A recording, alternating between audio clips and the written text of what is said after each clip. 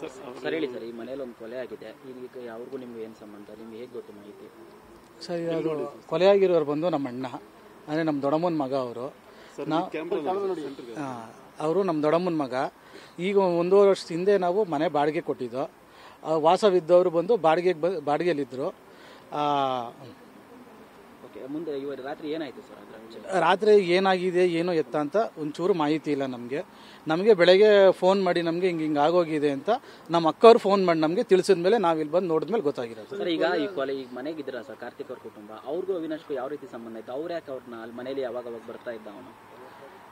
ಅದು ಯಾವ ರೀತಿ ಸಂಬಂಧ ಅಂತ ನಮಗೆ ಗೊತ್ತಿಲ್ಲ.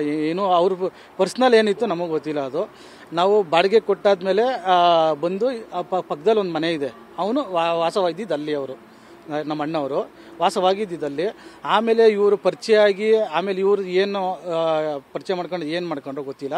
ಆಮೇಲೆ ಇವನು ಮನೆಗೆ ಹೋಗ್ತಾ ಬರ್ತಾ ಇದ್ದಿದ್ದವರು. ಏನು ಕೆಲಸ ಮಾಡ್ತಾರೆ ಸರ್ ಅವಿನಾಶ್? ಅವರು ಸ್ಕೂಲ್ ವ್ಯಾನ್ ಡ್ರೈವರ್ ಸರ್. ಎಷ್ಟು ವರ್ಷದಿಂದ ಕಾರ್ತಿಕ್ ಅವರು ಮನೆ ಬಾಡಿಗೆ ಕೊಟ್ಟಿದ್ರು? ಈಗ 1.5 ವರ್ಷ ಆಗಿದೆ ಅಷ್ಟೇ.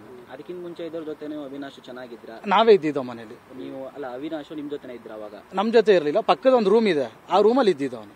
ಓಕೆ, ಅವಿನಾಶ್ ಅವ್ರ ಫ್ಯಾಮಿಲಿ, ಅವರ ಹೆಂಡತಿ, ಮಕ್ಕಳು, ತಂದೆ ತಾಯಿ ಇಲ್ಲ, ತಂದೆ ತಾಯಿ ತೀರೋಗಿದ್ದಾರೆ. ಅವ್ರು ನಮ್ಮ ಅತ್ತಿಗೆ ಬಂದು ಅವ್ರಿಗಿಲ್ಲ. ಅವರು ಆಲೆ ಒಂದು 5-6 ವರ್ಷ ಆಗಿತ್ತು ಬೇರೆಯಾಗಿ. ಅವರು ಸಪ್ರೇಟ್ ಇದ್ದಾರೆ.